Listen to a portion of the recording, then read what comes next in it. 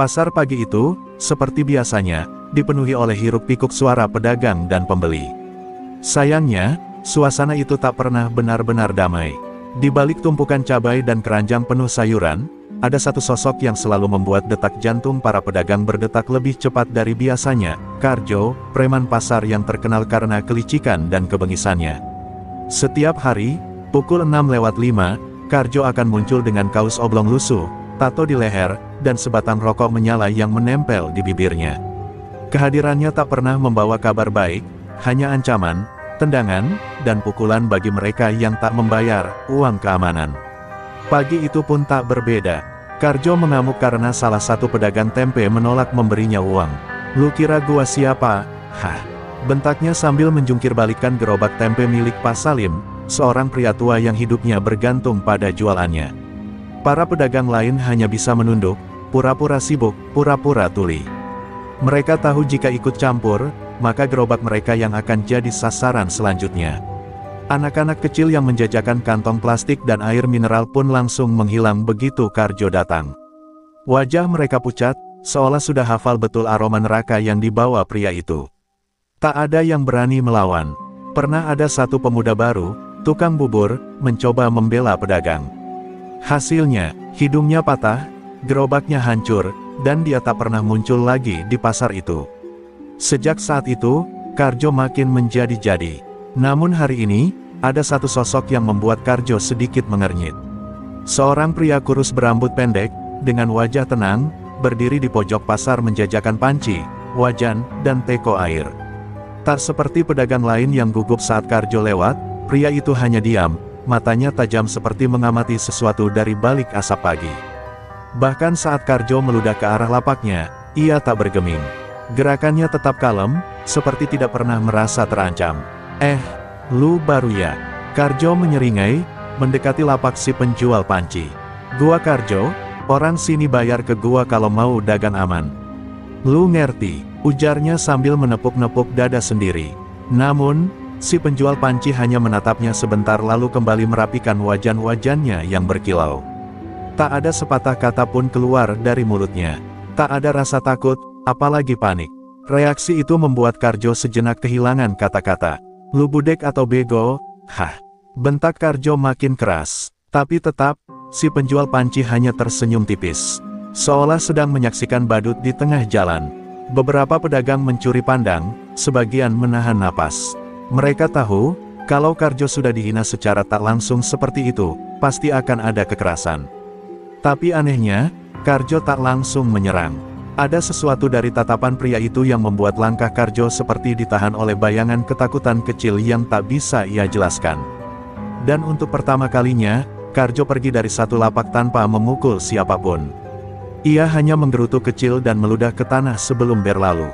Para pedagang tertegun. Ada yang berbisik, ada yang tersenyum tipis. Tapi yang paling menarik perhatian bukan Karjo yang pergi, melainkan si penjual panci yang perlahan-lahan menutup terpal birunya sambil menatap arah Karjo dengan pandangan dingin, seolah telah menandai mangsanya. Yang tidak mereka tahu, pagi itu bukan sekadar permulaan pasar seperti biasanya. Itu adalah permulaan dari akhir Karjo dan kekuasaan premanisme di pasar itu. Malam itu, langit tampak muram. Di sebuah rumah kontrakan kecil tak jauh dari pasar, pria penjual panci duduk menatap layar kecil di tangannya. Di layar itu muncul wajah seseorang yang menjadi target operasi besar selama 3 tahun terakhir, Rais Salemba, buronan kelas kakap, mantan anggota sindikat pembunuh bayaran internasional yang menghilang di Indonesia. Dan informasi terakhir menyebutkan satu hal mengejutkan, Rais kini menyamar sebagai pedagang sayur keliling di pasar tempat pria itu berjualan. Nama pria itu bukanlah penjual panci biasa. Ia adalah Raka Yudhistira, anggota Satuan Intelijen Khusus yang telah melanglang buana dalam operasi rahasia. Misinya kali ini tak sederhana, menangkap Rais hidup-hidup, tanpa menimbulkan kekacauan. Namun sejak insiden dengan preman bernama Karjo pagi tadi, Raka tahu misinya akan lebih rumit dari yang dia perkirakan. Terlalu banyak mata, terlalu banyak kekuatan lokal yang tidak tahu siapa lawan sesungguhnya. Raka membuka kotak kayu kecil di bawah meja. Di dalamnya tersimpan sebuah pistol kecil bersilencer, kartu identitas dinas yang sudah dilaminating, dan kalung salib tua, bukan karena ia religius, tapi karena itu peninggalan adiknya yang dibunuh oleh Rais 5 tahun silam. Ini bukan sekadar misi, ini adalah urusan darah. Dan kalau Karjo terus ikut campur, dia juga harus siap masuk ke dalam daftar target eliminasi. Keesokan paginya, pasar kembali hidup. Namun suasananya berbeda. Para pedagang mulai berani melirik lapak panci itu dengan rasa penasaran. Siapa pria itu sebenarnya? Bagaimana mungkin ia membuat Karjo pergi tanpa menyentuh seujung rambut pun? Gosip mulai menyebar pelan. Ada yang bilang dia mantan tentara. Ada yang bilang dia punya ilmu kebal. Tapi tak ada yang benar-benar tahu bahwa pria itu lebih dari sekadar cerita pasar. Dia adalah algojo negara. Karjo, di sisi lain, tak bisa tidur nyenyak semalam. Tatapan si penjual panci masih terbayang di benaknya. Ada sesuatu yang membuat bulu kuduknya berdiri, sesuatu yang mengingatkannya pada masa lalu kelamnya di lapas Cipinang, saat pernah satu sel dengan pembunuh bayaran dari Ambon, tatapan tanpa rasa takut yang hanya dimiliki oleh orang-orang yang tahu betul cara membunuh dalam diam. Tapi egonya menolak percaya, paling cuma orang kampung sok jago, katanya pada diri sendiri sambil menghisap rokok. Sore harinya, Karjo mengumpulkan anak buahnya. 3 orang preman muda dengan tato tengkorak dan bekas luka sabetan di pipi. Ia menyuruh mereka mengintai lapak panci, mencari tahu di mana pria itu tinggal, dengan siapa dia berbicara, dan apa yang ia simpan. Karjo ingin memastikan bahwa dominasi pasarnya tidak diganggu oleh siapapun. Apalagi oleh pria sok kalem yang berani tidak bayar upeti. Namun mereka tidak tahu, bahwa setiap langkah mereka sudah diperhitungkan. Raka bukan hanya mengamati Rais, tapi juga menyusun peta kekuatan lokal. Ia sudah hafal wajah Karjo dan semua anak buahnya. Bahkan ia tahu siapa yang selingkuh dengan istri siapa di antara para preman pasar itu. Informasi adalah senjata, dan Raka memegang semua pelurunya. Ia hanya menunggu waktu yang tepat. Dan malam itu, saat Karjo mengirim 2 anak buahnya untuk mengobrak-abrik lapak panci, mereka tidak pulang. Mereka ditemukan keesokan harinya, terikat di belakang toilet umum dengan mulut penuh kain pel dan panci tergantung di leher mereka. Tidak ada luka, tapi ada pesan yang sangat jelas, jangan ganggu urusan yang bukan urusanmu. Pasar pun mulai berbisik lebih keras, penjual panci itu bukan manusia biasa. Karjo berdiri di bawah jembatan layang pasar dengan wajah merah padam. 2 anak buah kepercayaannya, Ucup dan Banjar, dipermalukan secara brutal tanpa ada satupun tetes darah. Justru itulah yang membuat Karjo makin gusar. Jika lawannya menghajar anak buahnya dengan kekerasan, itu masih bisa dibalas dengan kekerasan. Tapi kali ini, mereka diikat seperti anak kecil yang habis mencuri jajan, dengan pesan sindiran yang menusuk harga dirinya. Ini bukan hanya serangan fisik. Ini penghinaan telak bagi nama besarnya. Lu pikir gua bisa diem aja, Kap? Geram Karjo sambil membanting kaleng minuman ke tanah. Pasar ini wilayah gua yang ngatur. Sejak kapan ada orang jualan seenak jidat terus bikin malu gua? Suaranya menggema, membangkitkan ketakutan di antara anak-anak buah yang duduk melingkar, tak ada satupun yang berani menyela. Mereka tahu, jika Karjo sudah mulai murka, maka darah bisa tumpah hanya karena tatapan salah. Namun diam-diam, di antara anak buahnya sendiri, mulai tumbuh rasa curiga. Karjo selama ini memang ditakuti, tapi kali ini mereka menghadapi sosok yang berbeda. Penjual panci itu tidak terlihat seperti orang gila atau preman sok jago. Ia terlalu tenang, terlalu terlatih. Bahkan Banjar yang dulunya tukang pukul di lokalisasi, mengaku tidak sempat melihat bagaimana dia dikalahkan. Kayak kena kilat, Bang, katanya sambil gemetar, baru mau mukul, tahu-tahu gua udah gelap. Karjo menolak semua rasa takut itu. Ego preman yang sudah terbiasa berkuasa membuatnya tak bisa menerima kalau ada satu orang asing menggoyahkan singgasananya. Ia pun memutuskan untuk mengambil tindakan langsung. Besok pagi, dia sendiri yang akan mendatangi si penjual panci itu. Bukan untuk memalak, tapi untuk membuat perhitungan. Jika perlu, dia akan habisi di tempat, di depan semua pedagang, agar pasar kembali tunduk padanya. Sementara itu, Raka sedang menyesap kopi hitam di warung belakang pasar. Wajahnya tetap datar, tetapi telinganya awas. Ia sudah mengetahui rencana Karjo sejak 2 jam lalu, berkat mikrofon kecil yang ia tanam diam-diam di bangku bambu tempat Karjo biasa duduk. Segala pembicaraan, dari gertakan hingga teriakan, sudah terekam di perangkat kecil di dalam tas pinggangnya. Bagi Raka, Semua ini bukan gangguan, ini adalah distraksi yang bisa ia manfaatkan. Namun ia sadar, jika Karjo mulai bertindak ceroboh, ia harus bertindak lebih dulu. Bukan hanya untuk mempertahankan identitasnya, tapi juga agar operasi memburu Rais tidak terganggu oleh kebisingan yang tak perlu. Maka malam itu, Raka mengubah rencananya.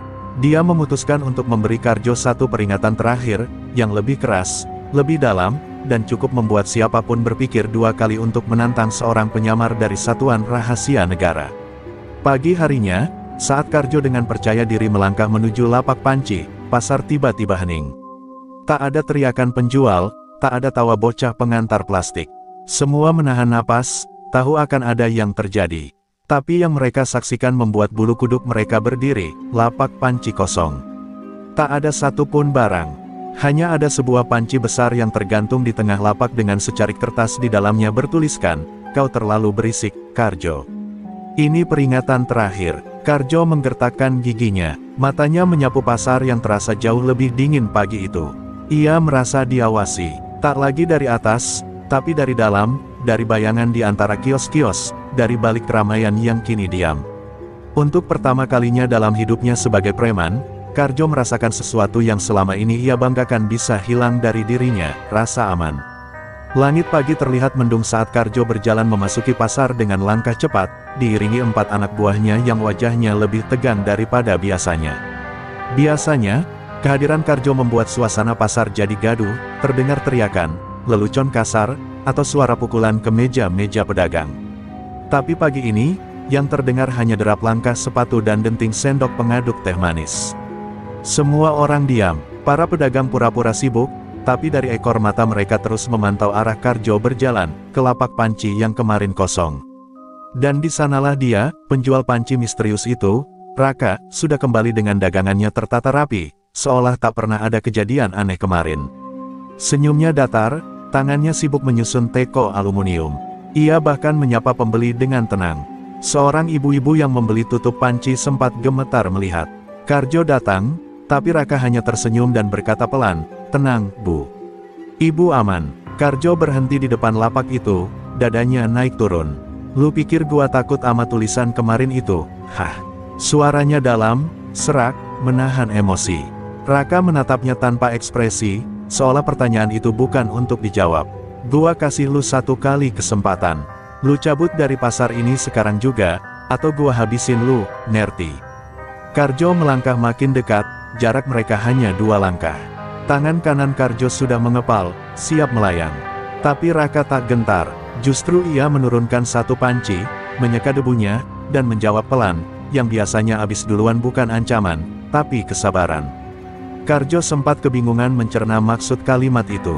Namun sebelum ia bisa bereaksi, dalam hitungan detik, Raka menekan bagian bawah lapaknya. Tiba-tiba keluar semburan asap putih dari bawah meja. Pasar seketika panik, orang-orang berlarian, Karjo dan anak buahnya batuk-batuk tak karuan. Di tengah kekacauan itu, Raka sudah menghilang.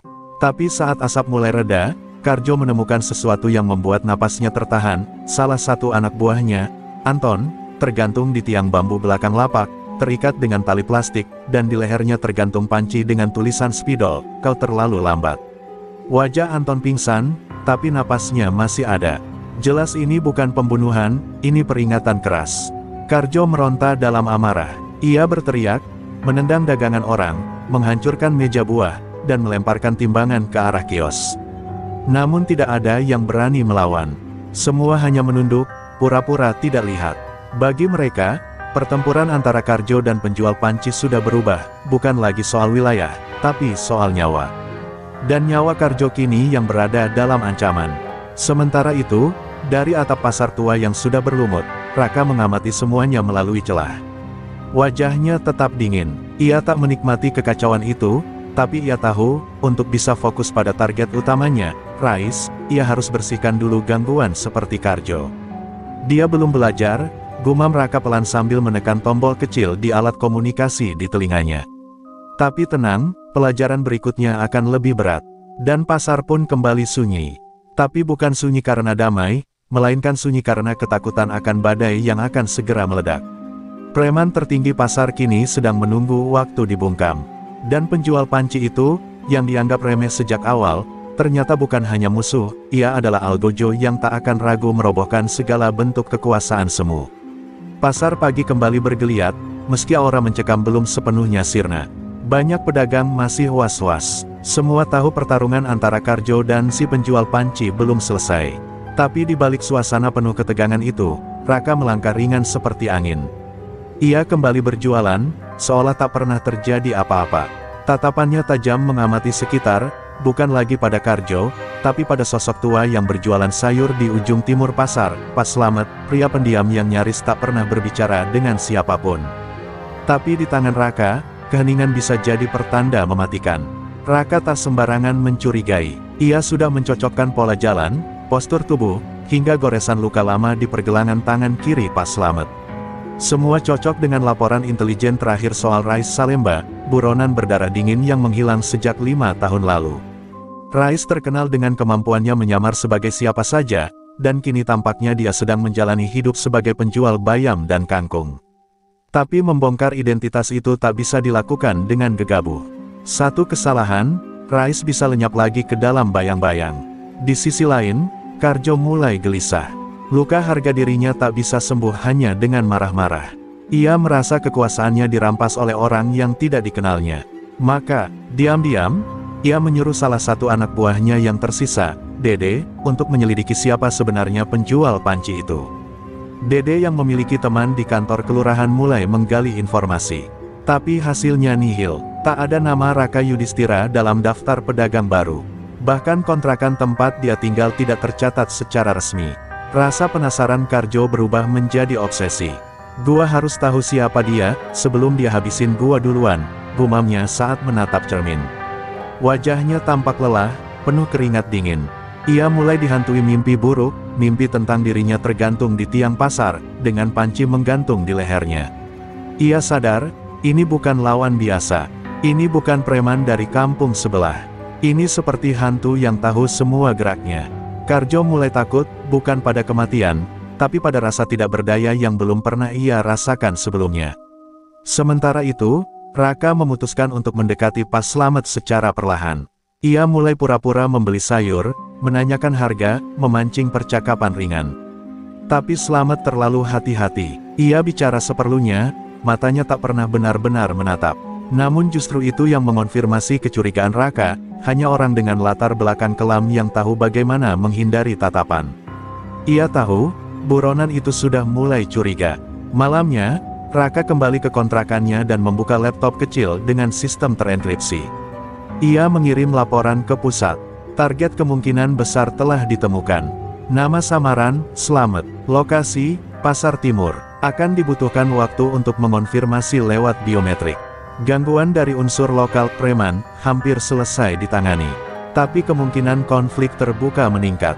Setelah mengirim laporan itu, Raka memejamkan mata sejenak.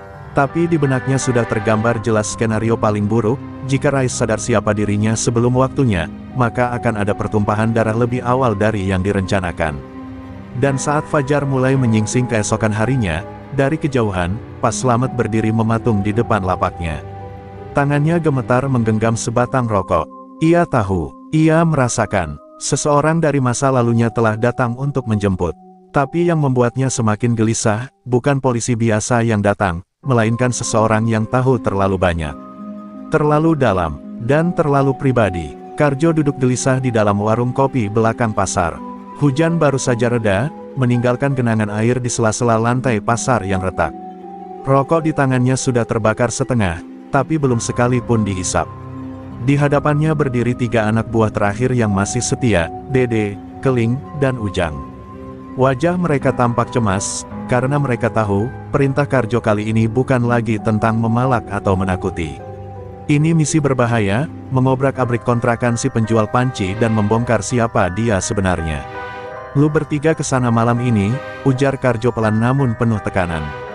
Kalau dia bener cuma tukang panci, ya bikin dia kapok. Tapi kalau lu lihat sesuatu yang aneh, kabarin gua dulu. Jangan gegabah. Gue curiga dia itu bukan orang biasa. Kalimat terakhir itu membuat ketiganya saling pandang. Karjo yang biasanya sok jago, kini terdengar seperti sedang mengirim mereka ke sarang macan. Tapi mereka tak berani membantah. Malam itu, ketiga preman itu berangkat. Mereka mengenakan jaket hitam, sarung tangan tipis, dan menyelipkan besi panjang di pinggang. Mereka menunggu hingga pukul 2 dini hari sebelum menyelinap ke gang sempit tempat kontrakan Raka berada. Pintu kayu kontrakan itu tampak biasa saja, tak ada yang istimewa. Tapi suasananya sunyi, terlalu sunyi. Keling menelan ludah. "Ayo cepat, kita cuma buka, lihat, terus cabut," bisiknya. Dede mengangguk dan mencongkel pintu pelan-pelan. Begitu pintu terbuka, mereka masuk satu persatu. Ruangan itu kecil, tapi sangat rapi. Di meja ada beberapa wajan dan panci. Namun saat mereka membuka lemari kayu di sudut ruangan, mata mereka membelalak. Ada perlengkapan militer tersembunyi rapi, pisau komando, rompi taktis, dan perangkat komunikasi digital. Dede langsung panik. Ini bukan tukang dagang, Yang. Ini aparat, atau mata-mata. Namun sebelum mereka bisa kabur, lampu ruangan tiba-tiba padam. Suasana berubah gelap total. Lalu dari balik kegelapan terdengar suara pelan, tajam, seperti bisikan maut. "Kalian terlalu berisik untuk pencuri." Detik berikutnya, jeritan terdengar. Satu persatu tubuh mereka berguling, dibanting, dipukul, hingga tak sadarkan diri. Semua terjadi dalam hitungan detik. Dalam gelap, Raka bergerak seperti bayangan, lincah dan kejam. Tidak membunuh, tapi cukup brutal untuk membuat mereka trauma seumur hidup. Pagi harinya, warga dikejutkan oleh pemandangan tiga preman tergeletak di depan pos ronda, dengan tangan terikat rapi menggunakan tali rafia, dan mulut disumpal kaos kaki mereka sendiri. Di dada mereka tergantung tulisan dari karton bekas, "Kalian disuruh oleh orang yang salah." Pasar pun gempar. Ketakutan mulai berubah menjadi harapan bagi pedagang kecil. Mereka berbisik, akhirnya ada yang berani lawan Karjo. Karjo yang mendengar kabar itu langsung mengamuk. Ia membanting meja warung, melempar kursi, dan meneriakkan kematian untuk si penjual panci. Tapi di dalam hatinya, ia tahu, permainannya sudah di luar kendali. Kini dia bukan hanya menghadapi pedagang keras kepala, tapi seseorang yang tahu cara memburu dan menyiksa tanpa meninggalkan jejak. Sementara itu, di tempat lain, Raka duduk sambil menyesap kopi dan mengamati foto Pak Slamet. "Waktunya semakin dekat, Rais," gumamnya. "Jangan sembunyi terlalu lama." Malam itu hujan mengguyur pasar dengan deras, menciptakan aliran air yang menggenangi lorong-lorong becek. Tapi bukan hujan yang membuat malam terasa berat, melainkan kemarahan Karjo yang telah membuncah ke titik paling berbahaya.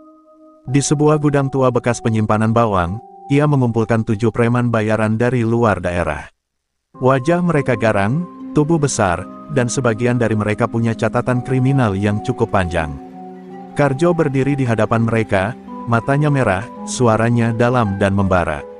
"Gue udah cukup main-main. Malam ini kita habisin tuh tukang panci. Bakar tempatnya kalau perlu. Gak ada yang pulang sebelum dia hilang dari pasar ini. Mati pun gak apa." Preman-preman itu menyeringai, mengira mereka akan dihadapkan pada seorang pedagang keras kepala.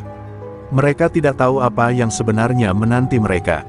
Karjo memberi mereka senjata tumpul, golok kecil, dan 1 jerigen bensin.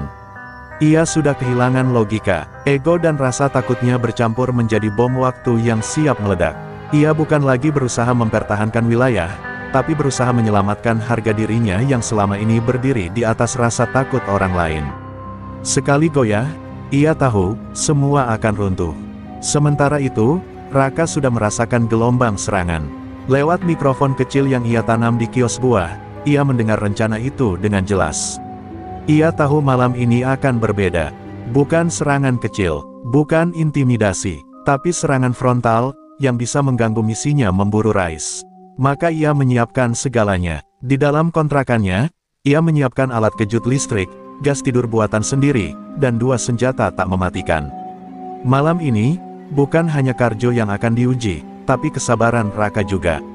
Pukul 1.17 dini hari. 8 preman bayaran menyusuri gang menuju kontrakan Raka. Di belakang, Karjo berjalan perlahan, menyaksikan semuanya seperti bos besar yang akan segera menuntaskan dendam. Namun saat mereka membuka pintu kontrakan dengan tendangan keras, yang mereka temukan bukan pria tidur atau pedagang panik, tapi jebakan asap, jerat kaki, dan percikan listrik dari kabel yang disambung ke panci-panci baja. Seketika, kekacauan terjadi. Dalam gelap dan asap, Raka muncul seperti bayangan dari neraka. Gerakannya cepat, menghantam, membanting, menyayat saraf-saraf dengan presisi yang hanya dimiliki pembunuh terlatih. Satu persatu preman roboh. Ada yang pingsan karena gas, ada yang lututnya patah karena dihantam lutut Raka. Teriakan mereka tertelan malam dan hujan. Karjo yang melihat semua itu dari belakang, gemetar. Ia tidak bergerak, matanya terpaku saat melihat dua anak buahnya ditarik masuk ke kontrakan dan tak pernah keluar lagi. Ia ingin lari, tapi lututnya kaku. Baru kali ini, Karjo melihat kekuatan yang tak bisa dijelaskan dengan otot atau jumlah. Ini bukan pertarungan, ini pembantaian, dan pelakunya masih seperti biasa, hanya seorang pria dengan wajah dingin dan tatapan kosong, seperti malaikat maut yang turun bukan untuk menyiksa, tapi untuk menutup buku dosa. Raka perlahan keluar dari kontrakan sambil membawa satu preman yang pingsan dan melemparkannya ke kaki Karjo. Terakhir kalinya, ucap Raka dengan suara rendah, nyaris seperti bisikan. Kalau kau datang lagi, aku tidak akan menyisakan apa-apa. Lalu ia berjalan pelan, meninggalkan Karjo yang terduduk di tanah, wajahnya pucat, pakaiannya basah oleh hujan dan keringat. Di benaknya, hanya satu kalimat terus terulang, gue udah salah pilih lawan. Dan malam itu, untuk pertama kalinya, Karjo tak lagi menjadi raja pasar. Ia hanya bayangan dari masa lalunya yang perlahan memudar. Di sisi lain, Raka tahu, waktunya semakin sempit. Karena saat lawan terang sudah nyaris ditaklukkan, musuh yang sebenarnya sedang mengawasi dari kegelapan. Hujan belum juga reda, Karjo tak berani kembali ke kontrakan atau ke pasar. Ia memilih bersembunyi di sebuah rumah kosong tak jauh dari terminal, memeluk lutut sambil menahan rasa malu dan takut. Semua anak buahnya babak belur, beberapa bahkan belum sadar dari pingsan. Tapi di tempat lain, di sebuah warung kopi lusuh yang hampir roboh, seseorang sedang mengamati semua ini dengan tatapan dingin. Namanya Rais, buronan kelas kakap, mantan algojo organisasi hitam internasional yang kini hidup menyamar di balik topeng orang gila. Dia tahu, penyusup itu bukan pedagang biasa. Insting lamanya mencium bau operasi penyergapan. Raka malam itu tidak tidur. Di dalam kontrakan yang porak-poranda, ia membersihkan luka-luka kecil sambil mengaktifkan kembali alat penyadap dan menyambungkan pesan ke pusat.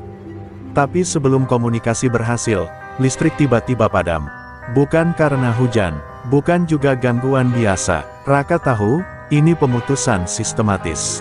Ada yang datang, tapi bukan preman bodoh seperti Karjo. Ini seseorang yang tahu caranya membungkam. Dia menarik napas, mengambil alat pelacak suara jangkauan pendek, dan mulai bergerak ke atap. Tak lama, suara langkah terdengar di lorong sempit belakang kontrakan. Pelan, konsisten, seperti suara binatang buas yang berjalan santai karena yakin buruannya tidak bisa lari kemana-mana. Raka melompat ke atap, berjalan dengan hati-hati mengikuti bayangan di bawah. Sosok itu mengenakan jaket hitam lusuh, membawa tas jinjing yang terlalu kecil untuk barang dagangan. Tapi saat orang itu tiba-tiba menghentikan langkahnya dan menatap ke atas, tepat ke arah Raka, detak jantung Raka berhenti sejenak. Matanya, mata orang yang pernah ia kejar 4 tahun lalu di Turki. Itu Rais. Tak salah lagi. Tanpa aba-aba, Rais melempar sesuatu ke atas atap. Tabung kecil meledak dalam suara dentuman sunyi, melepaskan kabut putih pekat. Raka melompat mundur, mendarat di halaman rumah sebelah dan langsung berguling menghindari serangan. Dari kabut, Rais muncul seperti siluman, menyerang tanpa suara tapi mematikan. Raka menangkis, tapi gerakan Rais terlalu cepat dan penuh. Siasat lama yang hanya dimiliki oleh pembunuh bayaran sejati. Sebuah tendangan menghantam dada Raka, membuatnya terlempar ke tembok dan mengerang. Sudah lama, Raka, kata Rais dengan senyum miring, suaranya tenang tapi mengandung ancaman. Kau pikir kau bisa mengendap di pasar ini tanpa aku tahu? Raka bangkit, meski dadanya masih sesak. Aku tahu kau akan datang, Rais. Tapi aku gak ngangka kau akan muncul secepat ini. Keduanya kini berdiri saling menghadap, dua musuh lama yang dulu sempat saling memburu, dan kini dipertemukan kembali dalam bayang-bayang kota kecil. Pertarungan sengit tak terelakkan. Panci baja, meja kayu, bahkan ember digunakan sebagai senjata. Tapi Rais lebih unggul. Ia memainkan Raka seperti kucing dengan tikus. Raka sempat terkena sabetan pisau kecil di bahu kirinya, darah menetes perlahan. Namun, dengan sisa tenaga dan kecerdikan, Raka berhasil menjatuhkan tumpukan genteng ke arah Rais, cukup memberi waktu untuk kabur masuk ke lorong gelap. Dalam nafas terengah dan luka yang menganga, Raka merunduk di balik warung kosong. Kepalanya berdengung, dadanya panas. Malam ini, semua rencananya porak-poranda. Rais telah tahu identitasnya, misinya bukan lagi rahasia, dan lebih buruknya lagi, Rais tidak kabur. Dia menantang, perburuan telah berubah. Kini bukan lagi Raka yang memburu, tapi dialah yang diburu. Dan di langit yang masih mengguyur hujan, terdengar suara pelan dari mulut Rais di kejauhan, "Selamat datang di permainan lama, Raka. Tapi kali ini, aku yang pegang aturannya." Langit mulai cerah, namun hati Raka tetap gelap. Ia meringkuk di balik warung tua yang nyaris rubuh, menggigil bukan karena udara pagi, tapi karena kesadaran pahit bahwa ia tak lagi punya kendali. Bahu kirinya masih mengucurkan darah, sementara matanya liar mencari sinyal. Dengan gemetar, ia mengaktifkan alat komunikasi cadangan yang ia simpan di sepatu. Kecil, tersembunyi, tapi cukup kuat untuk menembus gangguan biasa. Namun yang muncul di layar kecil itu hanyalah tulisan merah, akses DENIED, server BLOCKED. Rais tak sekadar memburunya, ia sudah menyusup ke dalam sistem operasi. Panik mulai menggerogoti pikiran Raka. Ia mencoba frekuensi darurat, mencoba membuka jalur komunikasi lain yang biasa hanya digunakan dalam misi luar negeri. Tapi semuanya sama, diblokir, diam, atau dipenuhi suara statis. Rais tidak bekerja sendiri. Ini bukan sekadar reuni antara dua musuh lama. Ini adalah operasi balasan, dan Raka baru saja menjadi target utama. Dia dijebak, dan lebih buruknya, dia benar-benar sendirian. Sementara itu, Karjo dan sisa anak buahnya bangkit dari ketakutan. Mereka mengira Raka telah kabur entah kemana. Karjo, meski babak belur, masih memiliki ego setinggi langit. Ia menyebarkan kabar di kalangan preman terminal bahwa penjual panci sialan itu lari terbirit-birit setelah kena bogem anak buahnya. Kebohongan yang cepat menyebar seperti api, dan membuat Karjo kembali dipuja, meskipun sebenarnya, dalam hati kecilnya, ia masih terbayang suara panci menghantam rahangnya. Namun kebohongan itu tidak berlangsung lama. Rais diam-diam mengamati semua itu dari kejauhan, lalu menghubungi Karjo lewat seseorang misterius. Malamnya, Karjo menerima undangan aneh ke sebuah gudang tua di belakang pasar dengan pesan, kalau mau tahu siapa sebenarnya penjual panci itu, datang sendirian. Awalnya Karjo ragu, tapi egonya terlalu besar untuk menolak tantangan. Ia mengira ini kesempatan untuk benar-benar menghabisi si penjual sialan itu. Raka tahu ia harus bergerak cepat. Dengan tubuh masih lemah, ia menyusup ke warnet lama dekat stasiun, satu-satunya tempat yang mungkin belum disabotase. Dengan keahlian hack ringan yang ia pelajari dari unit pendukung, ia mencoba membuka jalur darurat ke sistem markas, namun baru saja berhasil masuk, wajah Rais muncul di layar. "Kau pikir aku nggak tahu cara kerja kalian?" Suara Rais terdengar jernih dan menyeramkan. "Kau datang ke wilayahku, menyamar, dan sekarang minta tolong. Terlambat, Raka. Sekarang, aku yang mengatur panggungnya." Raka memukul layar komputer, membuat kaca pecah. Ia tahu waktunya hampir habis. Bukan hanya misi yang gagal, tapi ia bisa jadi target pembunuhan sistematis. Rais punya jaringan, dan lebih parah, Rais tahu siapa Raka sebenarnya. Semua data Raka bisa saja sudah bocor. Keluarganya, markasnya, bahkan identitas pasukannya yang pernah bertugas bersamanya. Ini bukan lagi sekadar pertarungan pribadi. Ini ancaman nasional. Di tengah keputusasaan, Raka teringat sesuatu. Di masa lalu, ia pernah menyelamatkan seorang hacker jalanan bernama Iwan, cacing, pecandu kafein yang kini tinggal di gang sempit daerah Kalibata. Ia satu-satunya yang mungkin bisa membuka kembali sistem yang dikunci Rais. Tanpa pikir panjang, Raka merobek ujung bajunya, membalut luka bahunya, dan keluar dari warnet. Ia harus menemukan Iwan, sebelum Rais melangkah lebih jauh. Namun di saat yang sama, Rais sedang menyusun agenda malam itu, mempermainkan Karjo dan menjadikannya pion terakhir untuk memancing Raka keluar dari persembunyian. Dalam kegelapan, permainan telah dimulai. Dan kali ini, nyawa bukanlah satu-satunya yang dipertaruhkan. Tapi kehormatan, rahasia, dan dendam masa lalu yang belum selesai. Gudang tua di belakang pasar itu kini senyap seperti liang kubur. Langit malam yang mendung seolah menahan napas, mengawasi Karjo yang melangkah masuk dengan langkah berat dan dada membusung. Di balik keberaniannya yang dipaksakan, ada kecemasan yang membakar. Ia merasa ada yang tidak beres. Tapi gengsi sebagai preman paling ditakuti di terminal membuatnya menepis logika dan menuruti ego. Kalau penjual panci itu memang jagoan, malam ini gue kubur dia hidup-hidup, geramnya dalam hati. Langkah Karjo terhenti ketika mendapati hanya satu lampu redup menggantung dari langit-langit gudang. Di bawahnya, ada satu kursi plastik reyot yang menghadap tembok, dan di atas kursi itu, sebuah panci besar, kosong.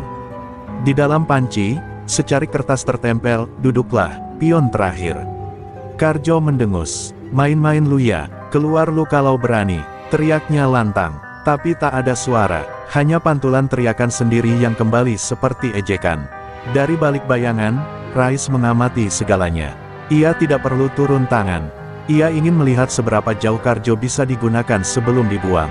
Di tangannya, Rais memegang alat kecil, pemicu ledakan mikro yang bisa menghancurkan gudang itu jika diperlukan. Tapi niatnya bukan membunuh Karjo sekarang.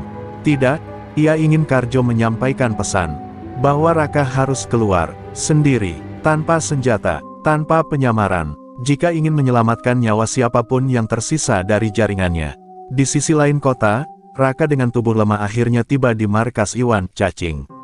Ruangan sempit penuh kabel, monitor dan aroma kopi basi menyambutnya. Iwan, meski tampak seperti zombie teknologi, segera paham situasinya begitu melihat kondisi Raka. Kalau Rais sudah bisa blokir semua sistemmu, itu artinya dia punya akses ke root level. Gila, dia bisa matiinmu dari jarak jauh, gumam Iwan sambil memijat pelipisnya. Raka hanya menatap tajam, "Gue butuh kau buka kembali jalur frekuensi, Phantom Line." Iwan terdiam, wajahnya langsung pucat. "Lu tahu kan kalau gue buka itu, mereka juga bisa lacak lokasi kita?" Tanya Iwan ragu. "Gak ada pilihan lain. Kalau kita diam, semua yang pernah kerja bareng gue bakal dihabisi. Termasuk lu, Wan," jawab Raka dingin. "Tak ada waktu untuk takut." Dalam hitungan menit, Iwan mulai mengutak-atik sistemnya, sementara Raka mempersiapkan senjata tersembunyi terakhir, pisau lipat titanium berukir kode unitnya. S09 Phantom Core. Sementara itu, Karjo akhirnya duduk di kursi sialan itu, karena rasa penasarannya sudah membakar sabarnya. Begitu ia duduk, proyektor dari langit-langit menyala, memperlihatkan rekaman saat ia dan anak buahnya memukuli Raka, dari sudut pandang berbeda. Ternyata, Rais telah merekam semuanya, bahkan memperlambat detik-detik Raka menahan pukulan tanpa melawan. Di bawah gambar itu tertulis, "Dia menahan diri, karena bukan kau targetnya." Karjo bergidik. Tiba-tiba ia menyadari, ia hanyalah pion kecil dalam permainan besar. Panik, Karjo bangkit dan berlari keluar gudang. Tapi begitu sampai di luar, ia melihat dua orang anak buahnya tergantung terbalik dari pohon, masih hidup namun mulut mereka disumpal. Di bawah tubuh mereka tertulis pesan dengan darah, "Panggil Raka, atau giliranmu berikutnya." Karjo menjerit ketakutan. Untuk pertama kalinya dalam hidupnya, ia benar-benar merasa kecil, dan tak berguna. Raka menerima pesan video dari Karjo tak lama setelah itu. Dengan suara gemetar, Karjo memohon, "Bro, tolong gue. Gue gak tahu lu siapa sebenarnya, tapi orang itu, Rais, dia mau habisin kita semua. Dia udah kayak iblis, Ra. Gue gak kuat." Video itu terputus oleh suara ledakan kecil. Layar menjadi gelap. Raka berdiri perlahan. Matanya menyala. Rahangnya mengeras. Ia menatap Iwan dan berkata, "Kita harus akhiri ini malam ini. Kalau tidak, besok, yang terbunuh bukan cuma preman." Malam itu langit Jakarta seperti ikut berduka. Awan menggulung pekat, menyembunyikan bintang-bintang yang biasanya menjadi saksi bisu kegilaan kota. Di balik jubah gelap malam, Raka melangkah keluar dari markas Iwan. Tubuhnya masih memar, tulang rusuk kirinya terasa ngilu setiap kali bernapas, tapi sorot matanya tak menunjukkan rasa sakit, hanya tekad yang mengeras menjadi dingin. Ia telah melepaskan penyamarannya. Penjual panci itu telah mati. Yang tersisa hanya satu hal, S09, prajurit hantu dari unit bayangan yang disangka sudah punah. Iwan menyusul di belakang, membawa alat pemindai sinyal lawas yang biasa digunakan ketika dunia belum tergantung pada satelit. Mereka tahu Rais menyebar pengintai digital dan drone mikro di seantero kota. Jalur komunikasi tak bisa lagi diandalkan.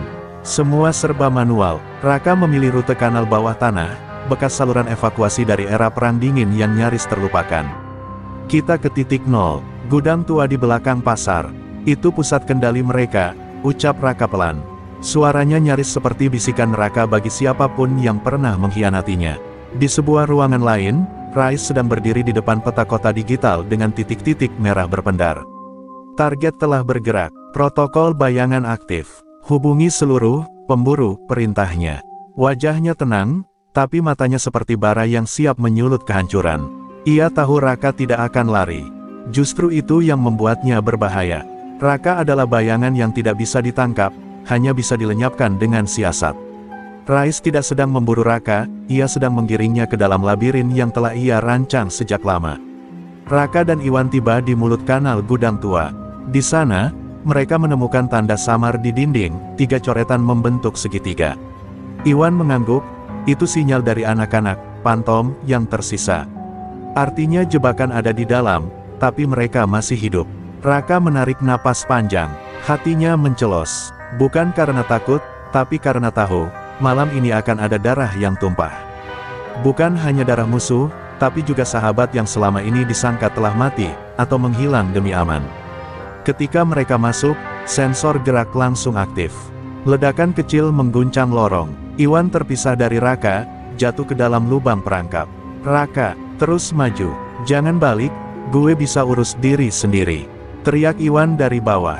Raka menggertakkan gigi. Ia ingin kembali, tapi tak bisa. Ini bukan tentang menyelamatkan satu orang lagi. Ini soal menghancurkan sistem yang menciptakan Rais dan menjadikan Karjo sekadar alat.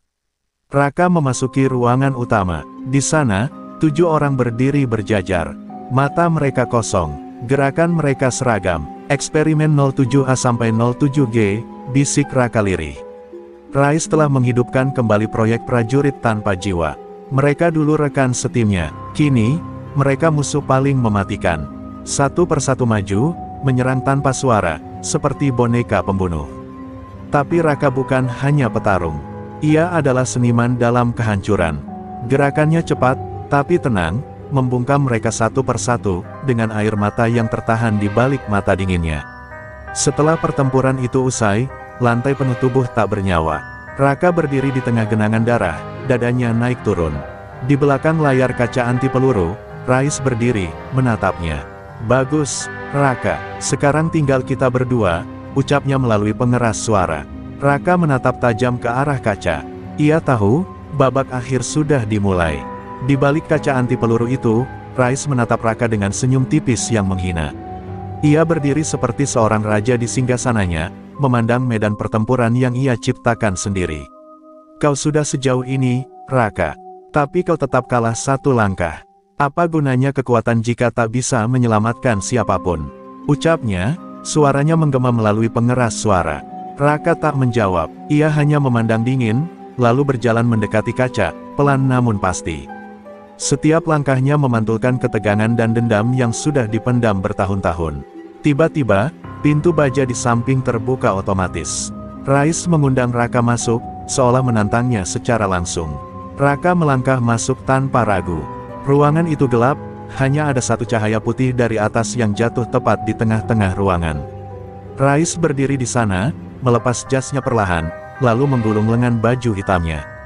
Mari kita sudahi ini, bukan sebagai mantan kawan, tapi sebagai dua kutub yang tak pernah bisa berdamai, kata Rais tenang, namun tubuhnya sudah bersiap seperti harimau yang akan menerkam.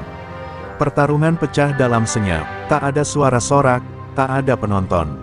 Hanya pukulan yang membelah udara dan dentuman kaki menghantam lantai. Raka yang tubuhnya sudah babak belur sejak pertempuran sebelumnya, mulai kehilangan tenaga. Tapi tiap kali ia hampir tumbang, bayangan Karjo, suara tangis anak kecil di terminal, dan wajah Iwan di dalam lubang memanggil kekuatan dari dalam dirinya. Rais lebih muda, lebih segar, namun Raka memiliki satu hal yang tak dimiliki Rais, rasa kehilangan yang tak bisa ditawar. Darah mulai mengalir dari pelipis Raka. Pukulan keras menghantam rusuknya, membuatnya tersungkur. Rais menendangnya, membuat tubuh Raka berguling ke samping. Kau bukan siapa-siapa, Rak. Kau cuma hantu masa lalu yang tak tahu kapan harus mati. Rais meraung, tapi justru pada titik terendahnya, Raka tersenyum. Ia menggenggam sesuatu dari balik sabuknya. Sebuah pin, tanda kehormatan terakhir dari unit bayangan, dengan paku mikro di dalamnya. Sebuah senjata rahasia yang hanya bisa dipakai sekali. Saat Rais hendak mengakhiri segalanya dengan tendangan terakhir, Raka menancapkan pin itu ke paha Rais. Seketika tubuh Rais terguncang, arus listrik bertenaga kejut menghentikan gerakannya, membuatnya jatuh berlutut. "Kau lupa, aku bukan cuma bayangan. Aku adalah kehendak dari mereka yang kau hancurkan," bisik Raka lirih, lalu melepaskan pukulan terakhir ke rahan Rais, membuatnya terkapar tak sadarkan diri. Cahaya yang jatuh dari langit-langit kini menyorot tubuh Rais yang tergeletak. Nafasnya masih ada, tapi lemah. Raka menatapnya sebentar, lalu membalikkan badan dan berjalan keluar. Di luar, Iwan yang berhasil memanjat dari jebakan menyambutnya dengan senyum lega, walau darah mengucur dari dahinya. "Selesai?" tanyanya. Raka mengangguk, pelan, tapi matanya tidak menunjukkan kemenangan, hanya kelelahan. Dunia yang mereka kenal sudah terlalu rusak untuk dimenangkan. Saat mereka keluar dari gudang tua itu, fajar mulai merekah. Matahari pertama menyentuh tanah Jakarta dengan sinar merah lembut. Namun di mata Raka, cahaya itu terasa asing. Dunia yang mereka tinggalkan di belakang mungkin aman untuk sementara, tapi harga yang dibayar terlalu besar. Dan kini, Raka tahu, tugasnya belum usai. Karena bayangan tak pernah benar-benar lenyap, mereka hanya berpindah tempat menunggu waktu. Fajar yang menyapu langit Jakarta pagi itu seperti selimut yang mencoba menenangkan luka-luka semalam. Raka duduk di atas atap mobil barang tua, tubuhnya diam namun pikirannya berputar kencang. Di bawahnya, Iwan sibuk menyalakan rokok dengan tangan gemetar, masih terbayang-bayang wajah Rais yang terkapar tanpa daya. Mereka berhasil keluar dari sarang kejahatan itu, tapi bukan tanpa kehilangan. Beberapa rekan penyamaran mereka tak pernah keluar. Raka tahu, perjuangan yang barusan mereka jalani bukan akhir, itu hanya pembuka lembar baru dari dendam dan pengkhianatan yang lebih kelam. Beberapa jam kemudian, mereka tiba di sebuah rumah aman di pinggiran kota Depok. Tempat itu sunyi, dikelilingi oleh kebun bambu dan suara burung perkutut. Seorang perempuan parubaya membukakan pintu, Bu Retno, agen senior yang sudah pensiun. Tanpa banyak bicara, ia langsung merawat luka-luka Raka dan Iwan. "Kalian terlalu jauh masuk," gumamnya lirih sambil membersihkan darah di wajah Raka. Namun Raka hanya menatap kosong ke depan. Ia merasa seperti tubuhnya ada di sana, tapi jiwanya tertinggal di gudang tua bersama tubuh-tubuh yang tak sempat ia selamatkan. Malamnya, di ruang kecil dengan satu lampu minyak, Bu Retno menunjukkan sepucuk surat rahasia dari markas besar. Surat itu berisi kode identifikasi dari satu target lama, S-45. Darah, mata Raka membelalak. Itu bukan nama orang, melainkan kode operasi penyusupan tingkat tinggi yang sempat dibekukan. Artinya, Rais hanya bagian dari satu simpul kecil dalam jaringan yang lebih besar, dan sekarang, salah satu informan senior mengindikasikan bahwa otak dari semua ini adalah sosok yang sangat dekat dengan instansi negara. Pengkhianat itu dikenal hanya dengan nama panggilan, Kancil. Iwan melempar rokoknya ke lantai dengan kesal. "Jadi semua ini belum selesai. Kita baru saja nyaris mati di tangan Rais, dan sekarang ada orang yang lebih berbahaya lagi." Raka mengangguk pelan, menatap peta yang mulai ia buka di meja kayu. Rais hanya boneka, pemain sebenarnya belum tampil. Tangannya menunjuk ke salah satu titik di peta, sebuah kawasan industri tua di Cilincing yang pernah digunakan sebagai tempat pelatihan tentara bayangan. "Kita harus ke sana, di sanalah kita mungkin bisa menemukan jejak si Kancil." Keesokan harinya, mereka kembali berangkat. Dengan kendaraan yang dicuri dari tempat parkir swalayan, Raka dan Iwan menyusuri jalanan Jakarta Utara dengan waspada. Tapi sesuatu terasa ganjil. Jalanan yang mereka lewati sepi tak seperti biasanya, dan tiba-tiba sebuah truk tua menghalangi jalan mereka. Dari dalamnya keluar segerombolan pria bertopeng dengan senjata. Tanpa peringatan, peluru menghujani mobil mereka. Iwan teriak, mencoba membalas tembakan, tapi mobil mereka terguling ke selokan. Darah mulai mengalir lagi, keheningan fajar yang baru saja mereka nikmati telah lenyap. Saat Raka membuka matanya, ia melihat Iwan tak sadarkan diri di kursi sebelah. Suara derap kaki mendekat cepat, dan sebelum ia bisa bangkit, seseorang memukul tengkuknya dengan keras hingga dunia kembali menjadi hitam. Dalam kegelapan itu, Raka mendengar suara seseorang berbisik pelan, tajam, seperti racun, namun lembut. "Akhirnya kau sampai juga, Raka. Selamat datang di permainan sebenarnya." Itu suara yang belum pernah ia dengar, namun terasa sangat akrab. Bisa jadi, itu Kancil sendiri. Kesadaran Raka kembali perlahan, seperti seseorang yang tenggelam dan perlahan naik ke permukaan. Pandangannya kabur, tapi ia bisa mencium bau logam yang menyengat dari darah kering di wajahnya. Kedua tangannya terikat di kursi besi, lampu sorot menggantung di atas kepala, dan suara gemerincing rantai terdengar di kejauhan. Ruangan itu dingin, entah di basement atau di gudang tua. Lalu suara itu datang lagi, tenang, licik, seperti sedang menikmati penderitaan orang lain. Kau hebat, Raka, tapi semua ini sudah lama kuatur. Kau cuma bidak. Dari balik bayangan, muncul sosok bertubuh ramping, mengenakan jas mahal, rambutnya klimis, dan senyumnya mematikan. Dialah Kancil, pria yang selama ini beroperasi di balik layar, menyusup dalam sistem, menyuap aparat, dan memanipulasi segala operasi negara.